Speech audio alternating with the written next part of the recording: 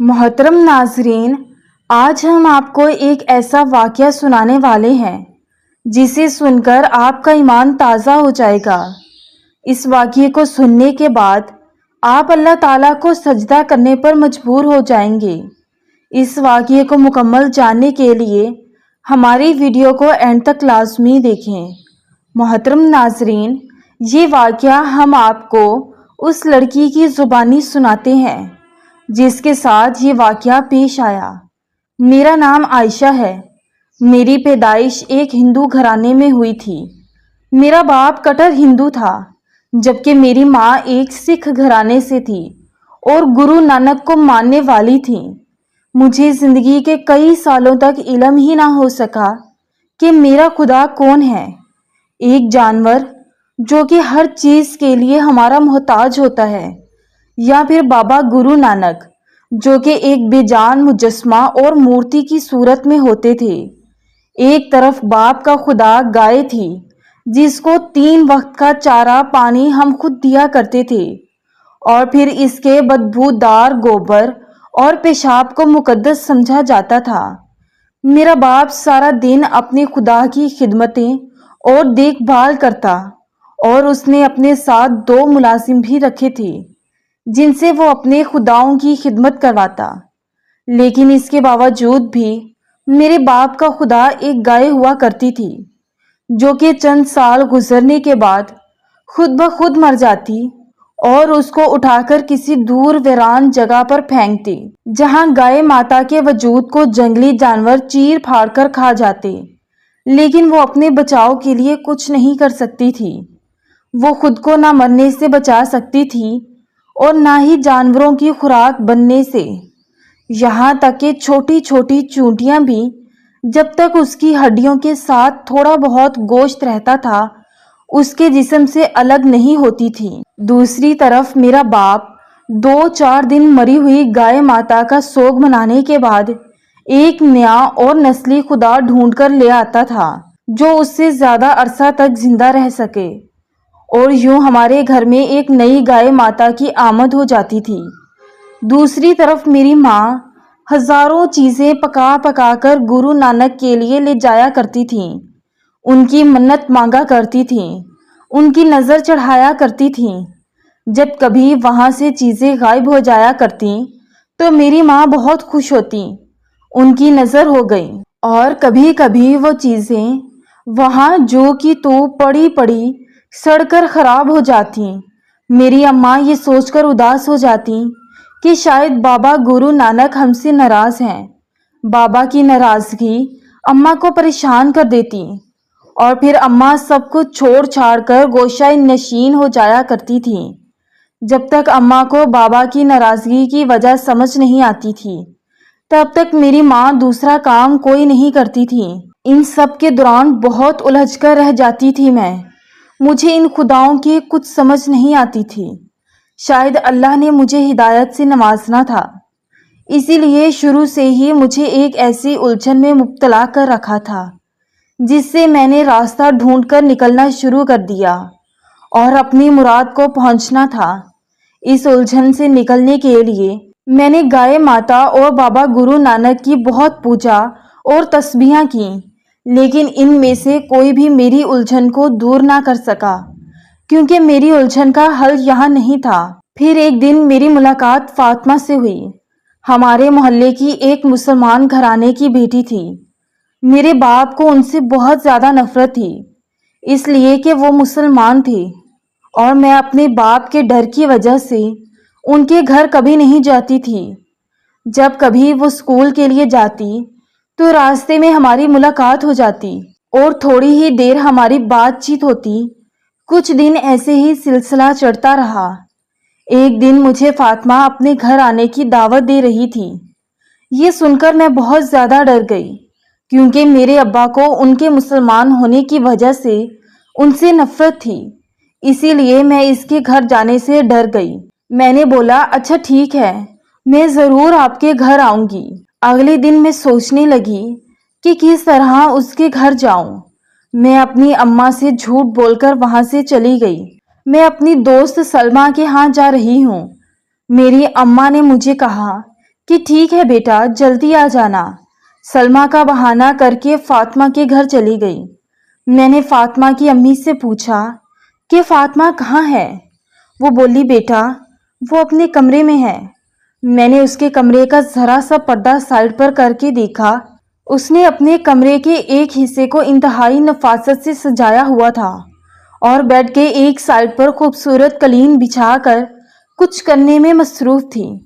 میں نے اسے ایک دو آواز دی لیکن اس نے میری طرف نہ دیکھا اور نہ ہی میری کسی بات کا جواب دیا۔ اس کے ایسے ایٹیٹیوڈ سے مجھے بہت زیادہ غصہ آیا۔ میں نے پردہ برابر کیا اور باہر فاطمہ کی امی کے پاس بیٹھ گئی۔ فاطمہ کی امی بولی بیٹی آپ کا کیا نام ہے اور آپ کون ہو؟ میں نے کہا میرا نام پوجا ہے، میں ساتھ والے گھر سے آئی ہوں، کچھ ہی دن ہوئے ہیں مجھے آپ کی بیٹی سے ملاقات کیے ہوئے۔ مجھے فاطمہ نے گھر آنے کا کہا تھا۔ اتنے میں کچھ دیر بعد فاطمہ کمرے سے باہر آئی، مجھے کہنے لگی کہ میں معافی چاہتی ہوں، میں آپ کی آواز کا کوئی جواب نہیں دے سکی۔ دراصل میں نماز پڑھ رہی تھی، اسی لیے آپ کو کوئی جواب نہیں دے سکی۔ اگر میں آپ کو جواب دیتی یا آپ کی طرف دیکھ لیتی تو میری نماز ٹوٹ جاتی۔ میں نے اسے پوچھا کہ تم یہ بتاؤ کہ یہ نماز کیا ہے؟ کوئی یوگا وغیرہ ہے جس کی تم پریکٹس کرتی ہو؟ مگر تم تو مجھے اچھی خاصی سمارٹ اور سلم نظر آ رہی ہو، تمہیں کسی یوگا وغیرہ کی کیا ضرورت ہے؟ تم یہ سب کیا کر رہی تھی؟ فاطمہ کہنے لگی نماز کوئی یوگا یا پریکٹس نہیں ہے، بلکہ نماز ہماری عبادت ہے۔ جیسے آپ اپنے خداؤں کی پوجا کرتے ہو، ان کو خوش کرنے کے لیے مختلف کام کرتے ہو، ویسے ہی ہم اپنے اللہ کو راضی کرنے کے لیے، اس کی خوشنودی حاصل کرنے کے لیے نماز پڑھتے ہیں۔ نماز ہمارے دین کا ستون ہے، اس کے بغیر ہمارا دین نامکمل ہے۔ ہر مسلمان دن میں 5 مرتبہ نماز پڑھتا ہے، جن کی ادائیگی بہت ضروری ہے۔ پوجا کسی بت کی طرح اس کی باتیں سنتی جا رہی تھی۔ جیسے ہی وہ خاموش ہوئی، وہ جیسے ہوش کی دنیا میں واپس آ گئی اور اس کی دل کی حالت بدلتی جا رہی تھی۔ میں نے کہا کیا آپ لوگوں نے بھی اپنے کمرے کے اندر اپنا خدا رکھا ہوا ہے جس کے سامنے بیٹھ کر آپ لوگ نماز پڑھتے ہیں؟ بولی نہیں، ہم جہاں پر چاہیں بیٹھ کر نماز پڑھ سکتے ہیں کیونکہ ہمارا خدا ہر جگہ پر موجود ہوتا ہے۔ اس کی اتنی باتیں سن کر وہ اٹھ کر اپنے گھر واپس آ گئی۔ رات بھر سوچتی رہی کہ فاطمہ 5 وقت کی نماز کیسے پڑھتی ہے، کیا ایک ساتھ پڑھتی ہے یا وقفے وقفے سے پڑھتی ہے؟ اس کو ان سوالوں نے بہت ہی بے چین کر رکھا تھا۔ دوسرے دن اس نے پھر اپنی اماں سے بہانہ بنایا اور بولی میں اپنی دوست سلمہ کے گھر جا رہی ہوں۔ اس کی امی بولی بیٹا ٹھیک ہے پر جلدی آ جانا۔ میں پھر سے فاطمہ کے گھر چلی گئی۔ وہاں جا کر میں نے فاطمہ کی امی کو دیکھا جس نے خود کو مکمل پردے میں چھپایا ہوا تھا، یہاں تک کہ اس کے ہاتھ ناخن تک نظر نہیں آ رہے تھے۔ میں نے فاطمہ سے پوچھا آپ کی امی اس طرح کے کپڑے پہن کر کہاں جا رہی ہیں؟ فاطمہ بولی کہ میری امی بازار سے کچھ گھر کا سامان لینے کے لیے جا رہی ہیں۔ میں نے پوچھا لیکن آپ کی امی نے اپنے آپ کو اس طرح پردے میں کیوں چھپایا ہوا ہے؟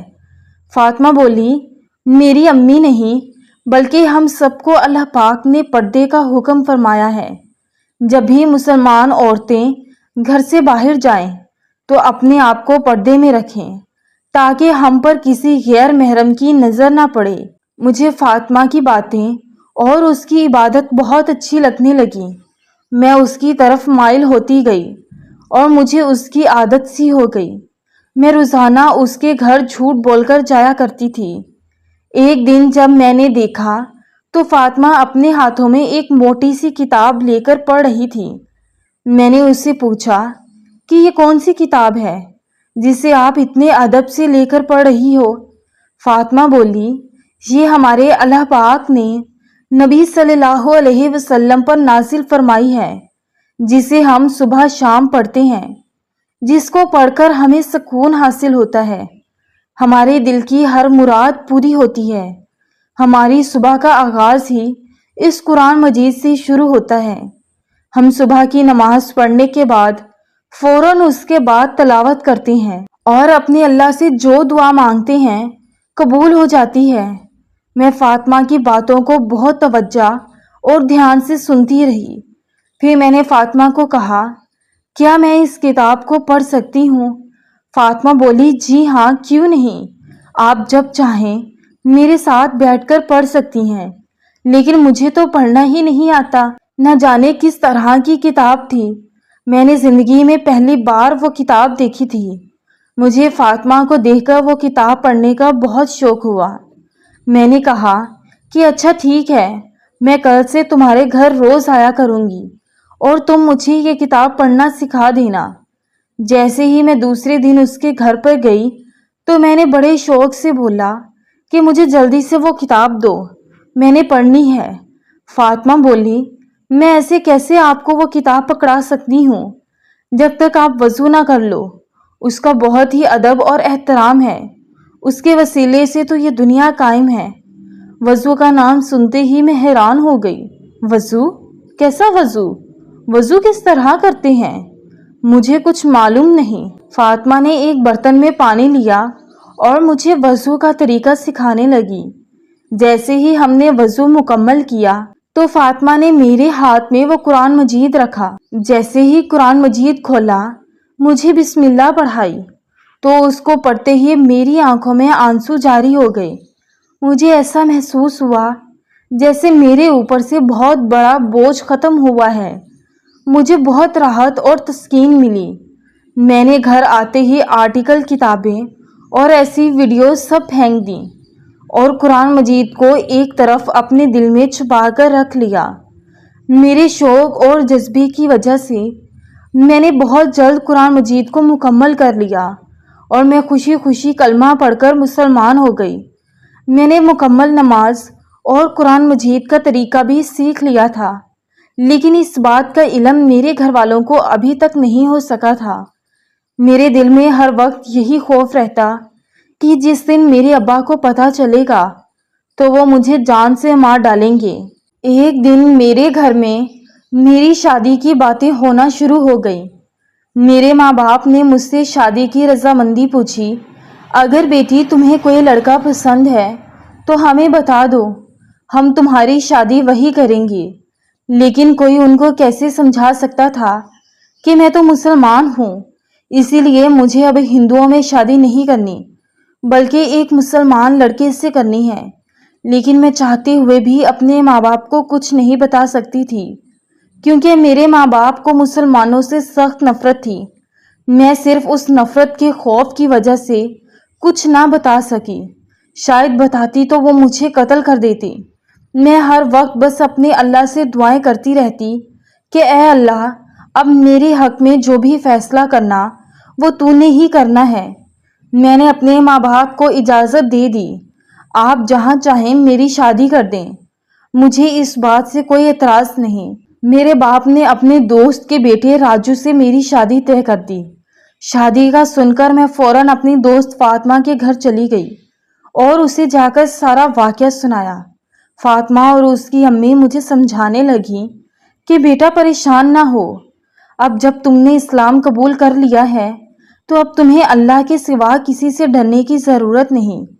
فاطمہ کی ماں نے مجھے ایک خوبصورت غلاف میں قرآن مجید تحفے میں دیا اور بولی، بیٹا یہ تم اپنے پاس رکھ لو، اپنے گھر پر لے جانا، تم پر جب بھی کوئی مصیبت آئے گی اسے پڑھنا تو اللہ تعالیٰ سے دعا کرنا، تمہارے لیے اللہ پاک بہتر کرے گا۔ قرآن مجید میں چھپا کر اپنے ساتھ گھر لے آئی۔ کچھ دن بعد میری شادی ہو گئی اور میں رخصت ہو کر اپنے شوہر کے گھر چلی گئی۔ میرا شوہر تو بہت اچھا تھا، لیکن وہ بھی میرے باپ کی طرح مسلمانوں سے بہت نفرت کرتا تھا۔ میرا شوہر جب بھی کام پر جاتا تو میں پیچھے سے چھپ کر قرآن مجید پڑھتی اور اللہ سے صرف یہی دعا کرتی کہ اے اللہ پاک، میرے شوہر کو بھی میری طرح مسلمان کر دے، وہ بھی میری طرح مسلمان ہو جائے۔ میں نے ایک دن اپنے شوہر سے بولا کہ آپ کو ایک بات بولوں، آپ غصہ تو نہیں کریں گے؟ وہ بولے، ہاں بولو۔ کیا بات ہے؟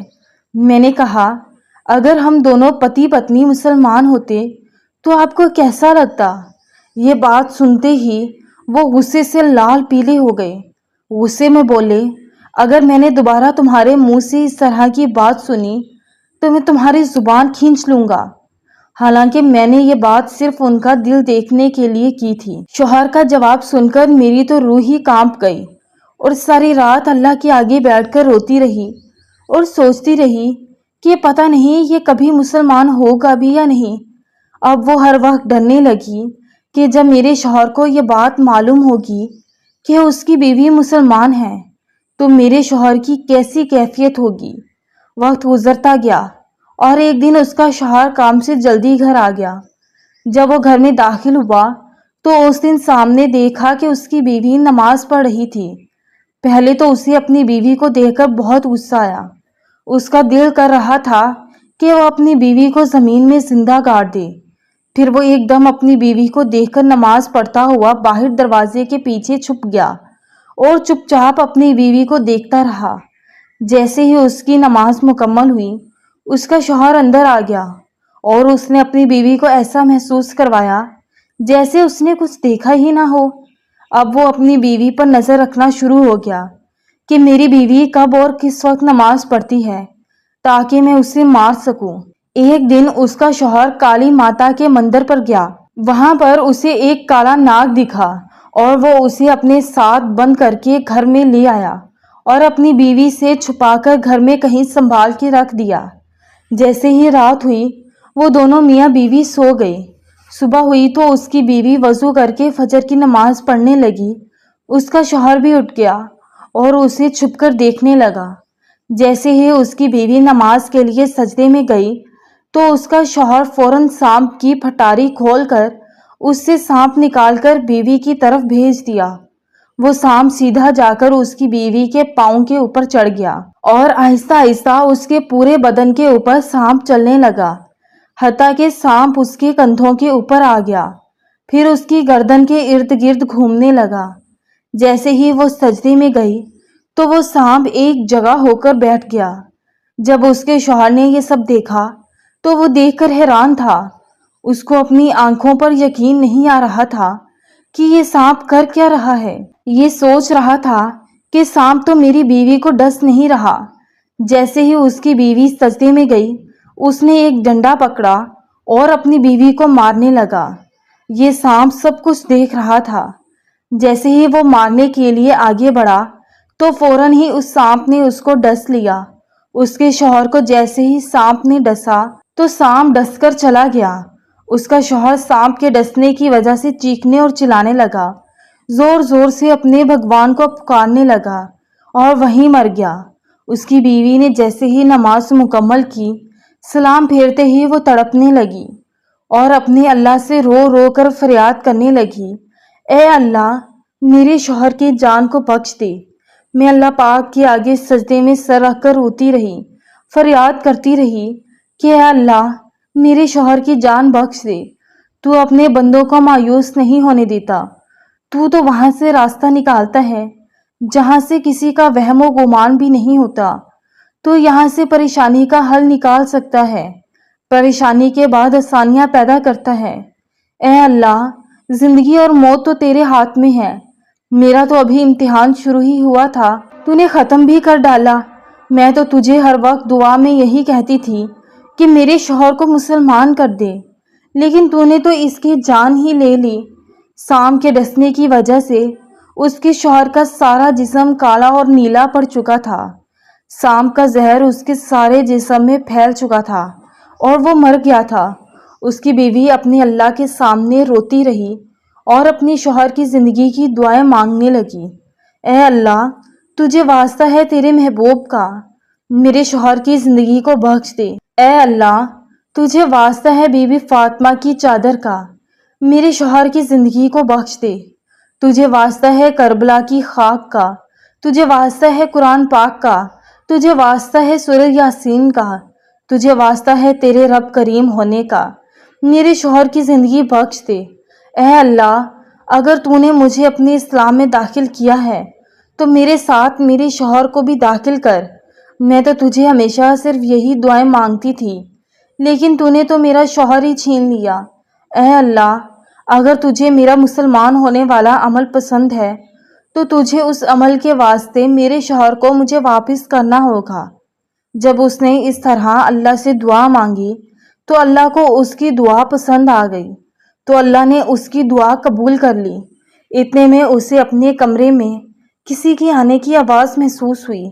اس نے جیسے ہی فوراً سجدے سے سر اٹھایا تو پھر وہی کالا ناگ اس کے شوہر کا زہر پینے لگا۔ اس کی بیوی کے منظر اپنی آنکھوں سے دیکھتی رہی۔ جیسے ہی اس کالے ناگ نے زہر پیا وہ تو وہاں سے چلا گیا اور اس کا شوہر اٹھ کر بیٹھ گیا۔ اس کی بیوی اپنے شوہر کو زندہ دے کر پھر سجدے میں گر گئی، زاروں کی طرح رونے لگی، اللہ کا شکر ادا کرنے لگی۔ اللہ نے میرے شوہر کی جان بخش دی۔ یہ منظر دیکھ کر اس کا شوہر بھی اس کے ساتھ فوراً سجدے میں گر گیا۔ یہی اللہ کی قدرت تھی۔ ایک لمحے کے لیے اس کا شوہر اس دنیا سے رخصت ہو گیا اور اگلے ہی لمحے اس کا شوہر دیکھتے ہی دیکھتے زندہ ہو گیا۔ میرے شوہر کے لیے یہ ایک چمکار تھا۔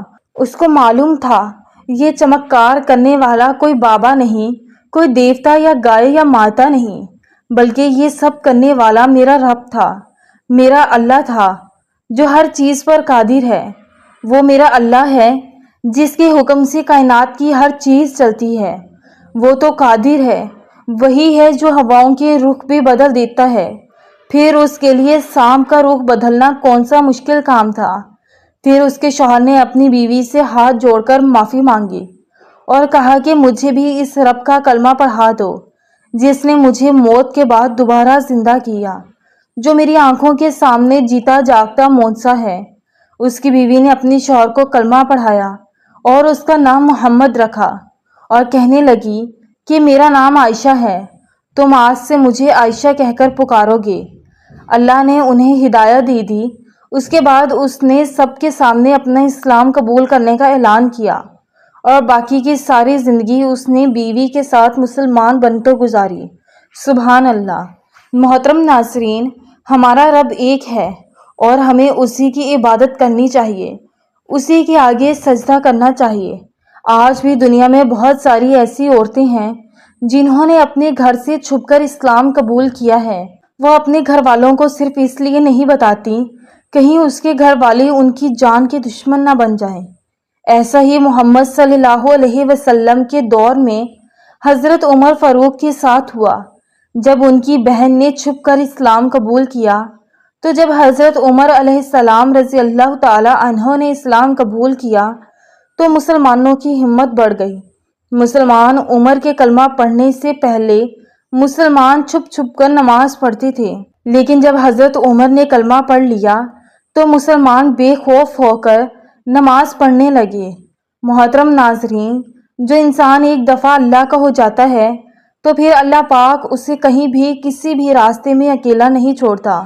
دعا نماز ایک ایسی عبادت ہے جو اللہ کو بتا کر خود انسان بے خبر ہو جاتا ہے۔ امام علیہ السلام فرماتے ہیں، جسے تقدیر پر یقین ہوتا ہے وہ اپنے اوپر نازل ہونے والی مصیبتوں سے نہیں گھبراتا۔